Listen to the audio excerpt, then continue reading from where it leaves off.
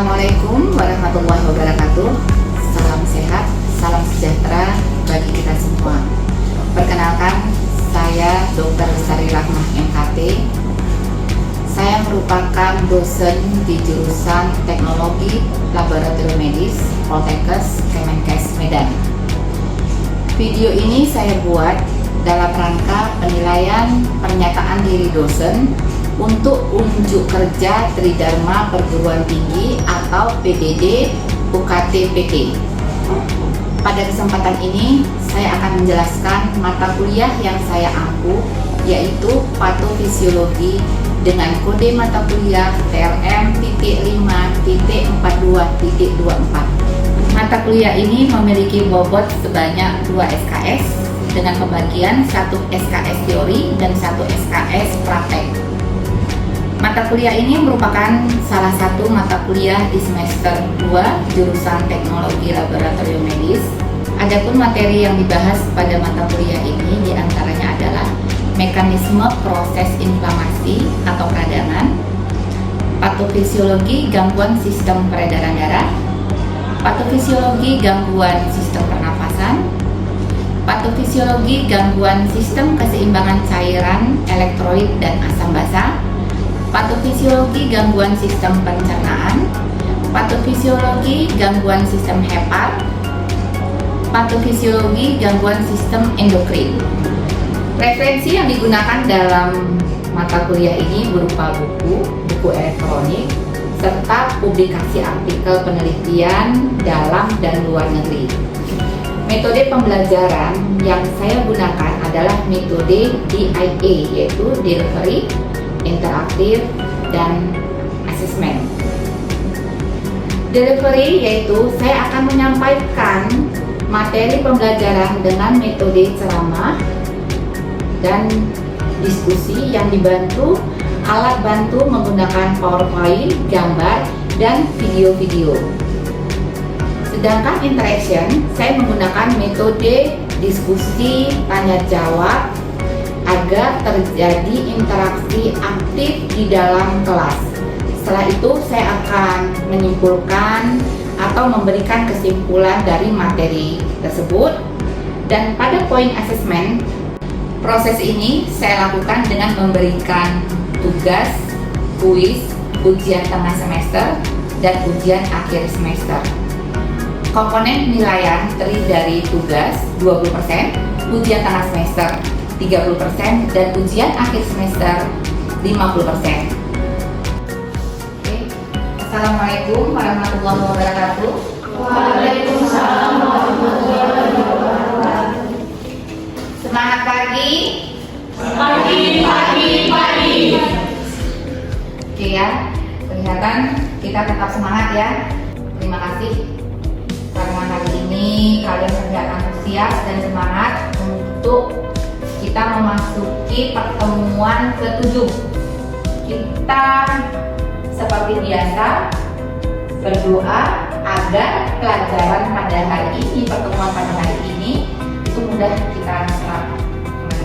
Oke, berdoa dimulai. Absensinya sudah berjalan, maka Sudah. hadir semua ya. Hadir semua. Tapi saya tidak perlu panggil satu-satu ya. Iya. Oke, kita ini pertemuan ke-7 tentang patofisiologi gastritis, gastroenteritis, macam-macam gangguan pada sistem pencernaan.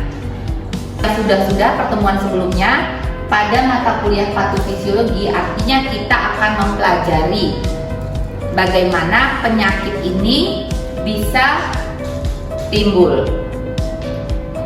Dan bagi seorang calon APLN, kalian harus punya kemampuan untuk membantu dokter dalam menegakkan diagnosis. Jadi kalian melakukan pemeriksaan penunjang berhubungan dengan penyakit-penyakit pada sistem pencernaan.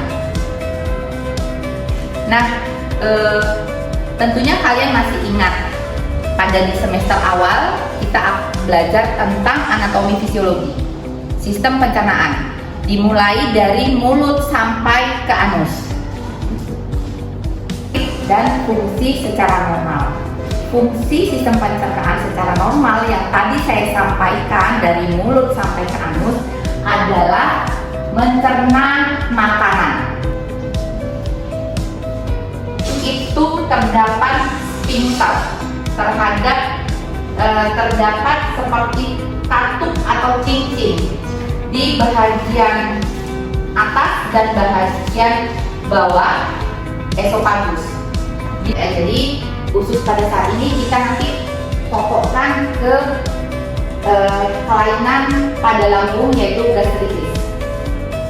Pencernanya menjadi zat-zat gizi dan energi.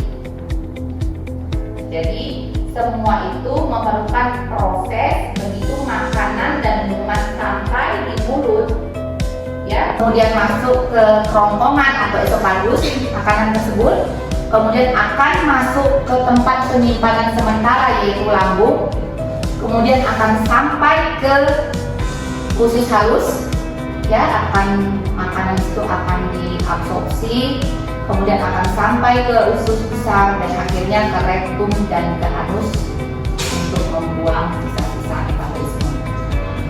Pencernaan atau bagian dari sistem pencernaan ditambah dengan organ aksesoris, pankreas, kantung beduk. Ini semua yang terlibat di dalam sistem pencernaan. Terjadi atau bagaimana proses terjadinya gastritis tersebut. Nah, setiap akhiran tipis itu menunjukkan ada proses inflamasi, ada proses peradangan. Ya, jadi dari kata gaster dan tipis. Gaster itu lambung.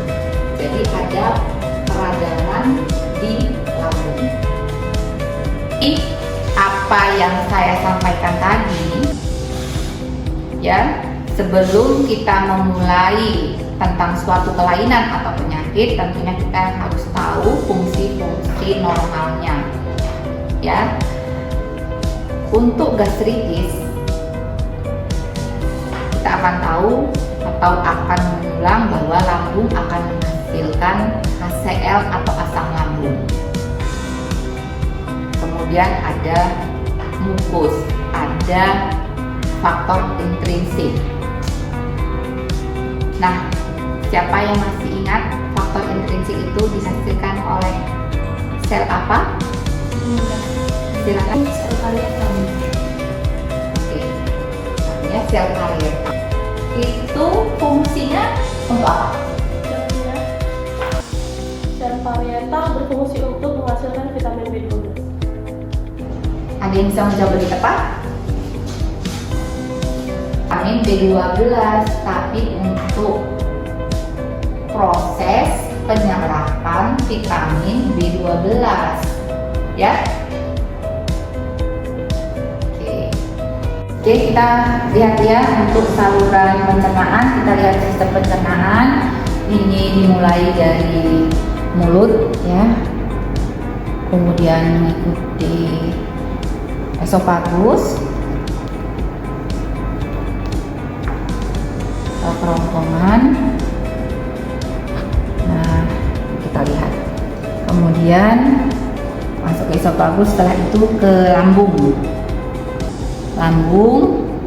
Kemudian ini ada organ aksesoris, ya, ada ini usus halus, ya, kemudian masuk ke usus besar, ya, baru pembuangan di ini sampai ke anus. Nah, ini tadi setelah sampai ke mulut, mungkin dari sini ya, ini makanan yang masuk, minuman ini akan dibolak-balik, ya, akan dihaluskan membentuk bolus bercampur dengan saliva dan enzim-enzim kemudian akan jalannya makanan masuk ke dalam esofagus dan ke lambung ya.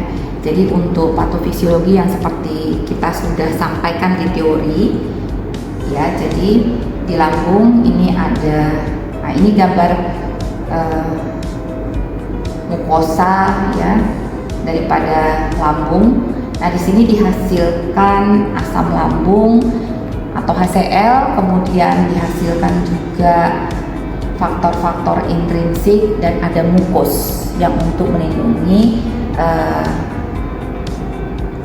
mukosa daripada lambung terhadap keasaman daripada HCl.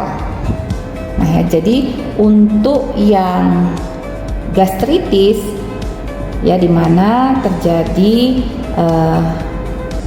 asam lambung itu akan menyebabkan iritasi daripada mukosa yang terlihat di sini ya. Ini. Nah, mukosa itu akan teriritasi yang menyebabkan keluhan berupa nyeri pada ulu hati, yaitu pada ini perut bagian atas ya, kalau dilihat di sini. Di sini posisinya di perut bagian atas, dia dekat sama jantung sehingga keluhan nyeri itu seperti dimanifestasikan juga sakit di daerah dada, seolah-olah seperti sakit jantung ya. Kemudian nah di sini juga ada menghasilkan faktor intrinsik ya, faktor intrinsik yang itu dalam hal absorpsi daripada vitamin B12. Nah sehingga jika ini terganggu, absorpsi vitamin B12 yang harusnya terjadi di usus halus, di duodenum, maka itu akan terganggu jika faktor intrinsik tadi kualitasnya atau itu hasilnya itu juga berkurang. Itu akan mengganggu sehingga menyebabkan anemia, defisiensi besi.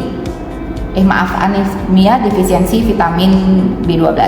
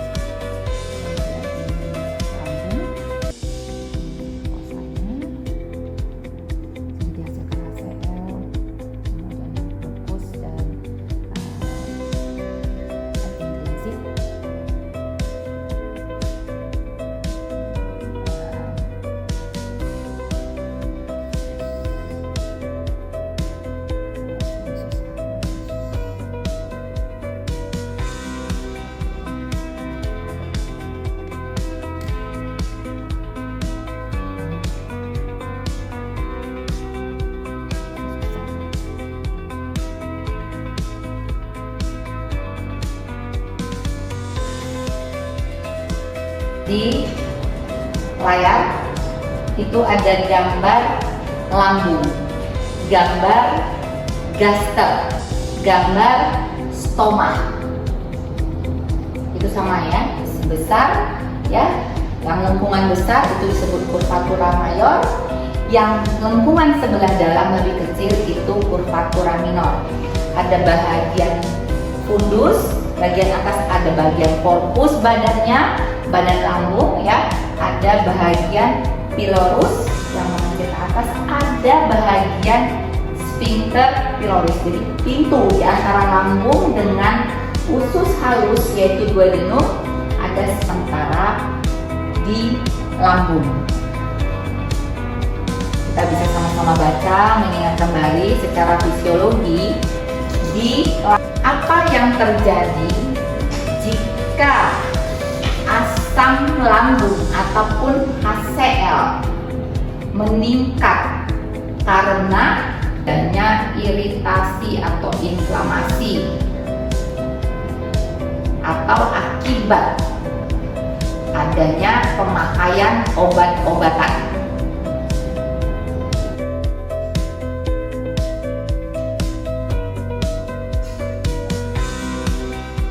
Intrinsik tadi sudah dijawab oleh temannya.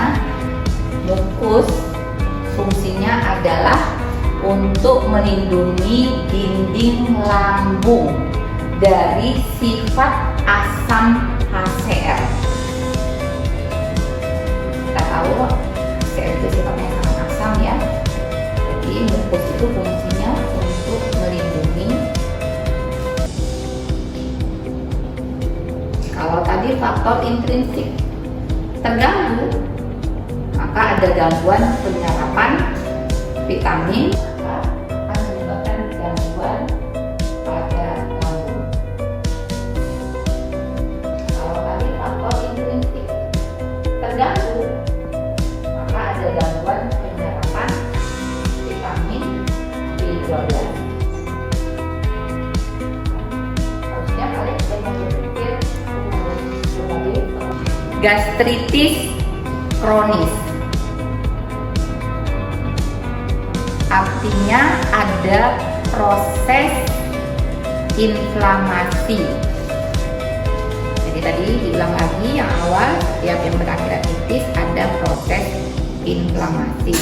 Gastritis akut berarti proses inflamasi ini terjadi dalam masa yang cepat, ya, tidak bulan dan tahun. Superficial karena terpapar oleh zat-zat yang sifatnya iritan.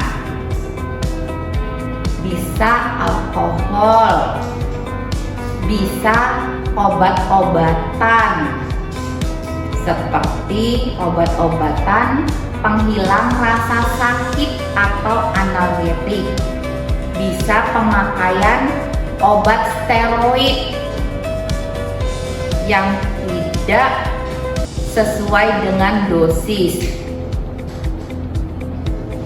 Nah, sehingga obat-obat ataupun bahan yang bersifat iritan ini akan menyebabkan degenerasi bahagian superficial, sehingga HCl lambung ini akan masuk ke jaringan gaster. Ya, jadi HCl yang dihasilkan itu akan merusak daripada struktur di gaster. Ya, karena terjadinya peningkatan keasaman. Nah, akhirnya permeabilitas kapiler juga akan terganggu, akan meningkat, terjadilah vasodilatasi. Ya, vasodilatasi ya, pembuluh kapiler akan melebar, terjadilah edema, kemudian infiltrasi limfosit, dan timbullah keluhan-keluhan nyeri di bagian perut bagian atas atau di ulu hati. Timbullah rasa mual. Kita berbicara gastritis kronis, artinya kasus ataupun gastritis ini timbulnya mual, ya. Jadi perutnya penuh karena terisi oleh gas. Gas akan mencari posisi yang di paling atas, ya. Sehingga lambung itu rasanya penuh. Nah, kemudian faktor intrinsik, ya, udah ulang lagi, faktor intrinsik yang tadi kalian sebutkan, ya, untuk membantu proses penyerapan vitamin B12 pada keadaan gastritis kronis ini akan menurun. Artinya kalau ini dibiarkan akan mengganggu penyerapan vitamin B12.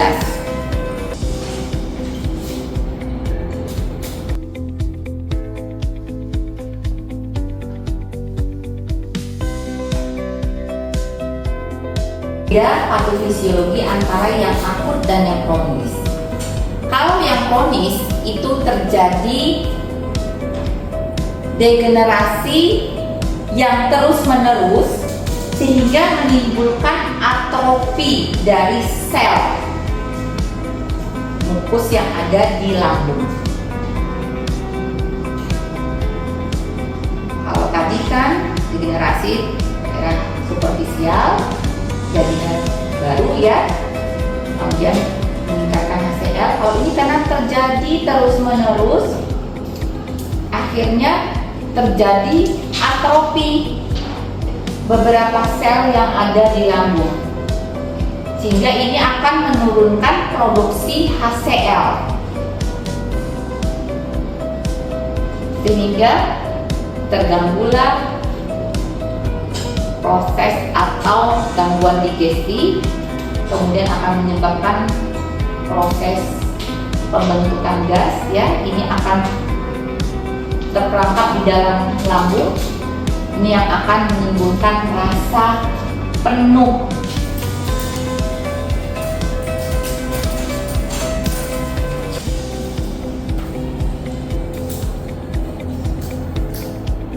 Baiklah, tadi kita sudah sama-sama ya mempelajari tentang gastritis atau gangguan pada lambung. Mungkin untuk kita lebih memahami materi ini, kita buat aja diskusi kelompok-kelompok lebih kecil ya. Kita bagi, silakan ambil tempat masing-masing. Nanti kita diskusikan, saling berbagi di tiap kelompok.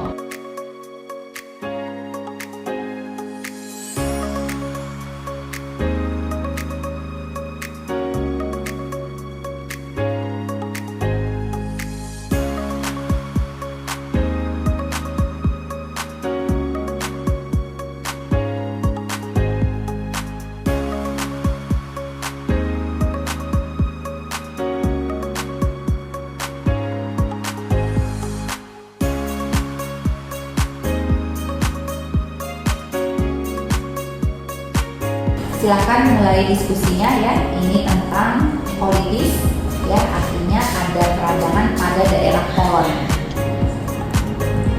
Ya, jadi ulangi ya, kolon itu adanya setelah usus halus. Ya, jadi peradangan di daerah kolon, di daerah usus besar. Bagaimana patofisiologi yang bisa kalian nanti jelaskan tentang bagaimana patofisiologinya? Silakan kalian perdalam dengan bahasa kalian sehingga bisa lebih kalian pahami dengan baik. Ya, pemeriksaan apa kira-kira sebagai seorang ACAM yang bisa menunjang diagnosa seperti tadi ya, kelainan pada faktor gizi atau untuk anemia atau fisiologi dari gastritis akut. Apa yang terjadi dengan HCl?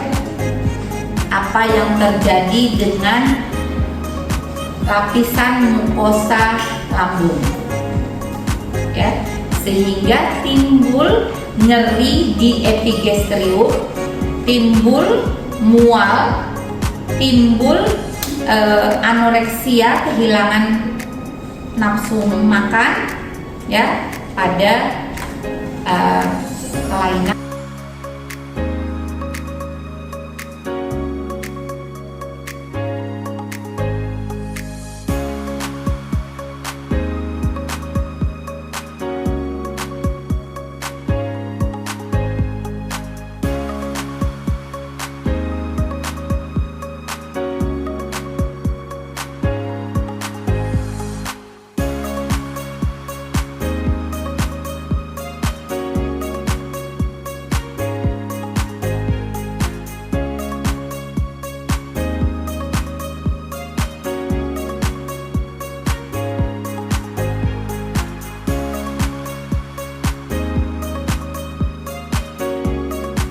Udah siap grup ini? Yang lain sudah siap? Oke ya, dengarkan ya. Kita grup politis akan menyerahkan atau menyampaikan hasil diskusinya tentang politis. Silakan, siapa yang akan menyampaikan?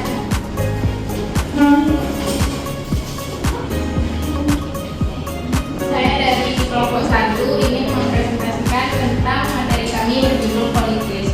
Jadi seperti yang kita tahu, colitis itu adalah peradangan pada lapisan mukosa terasa di usus besar atau disebut kolon. Gejalanya itu dapat merasakan kram pada perut, diare, demam, kelelahan, penurunan berat badan, dan buang air besar mendesak. Kemudian ada jenis-jenis kolitis. Yang pertama kolitis. Yang pertama itu ada kolitis ulcerativa. Itu terjadi peradangan di. Terima kasih atas diskusi kita tadi, dan kalian sudah mencoba untuk memaparkan hasil diskusi kalian. Untuk selanjutnya kita masuk ke gangguan pada sistem aksesori di sistem pencernaan. Sistem aksesori ini kan termasuk hepar, pankreas, dan kantung empedu. Nah, untuk mungkin di hepar kalian lebih familiar ya, karena kita akan berbicara tentang hepatitis, serosis hepatis. Untuk hepatitis kita kemarin pernah ikut juga kuliah makar ya untuk hepatitis. Nah, kita perhatikan ya gambar. Kalau kita lihat ada gambar hepar ya, hati yang normal, di mana organ permukaan hepar itu licin, mulus ya. Kemudian kalau di yang sebelah kanan itu ada serosis hepatis, di mana permukaan hepar itu dia tidak halus ya, dia bergranul ya, karena adanya jaringan fibrosis. Hepar dan itis artinya ada peradangan di hepar.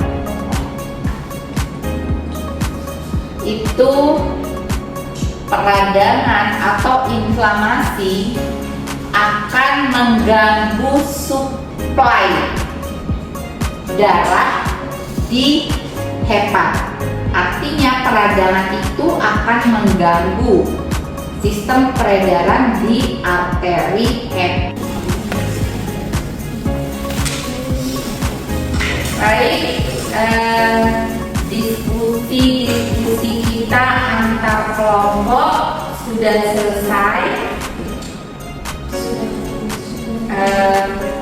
Jika ada pertanyaan lagi yang perlu kita diskusikan lagi, tidak ada?